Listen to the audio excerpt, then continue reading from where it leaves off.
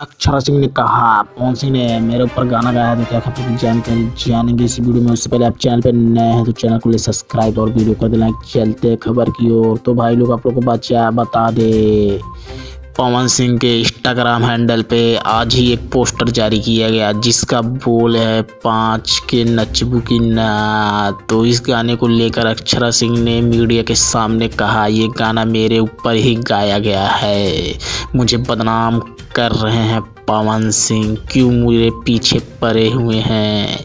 तो पवन सिंह ने भी कहा है अक्षरा सिंह मेरे पीछे मत पड़ो, तुम मेरे वजह से ही फेमस हो, मेरा नाम लेती हो तो तुम्हारा दाल रोटी चलता है। तो अक्षरा सिंह ने फिर लगा दी है लड़ाई और इस गाने को लेकर फैंस हो गए हैं बहुत बड़े खुश। अक्षरा सिंह को बहुत कर रहे हैं ट्रोल। अक्षरा सिंह भी हो गई हैं बहुत गुस्सा, पवन सिंह को बोल दी हैं अंड बंड। तो क्या देखने को मिलेगा, ये लड़ाई रुकती है कि नहीं, आने वाले समय में और आपको खबर मिलेगी।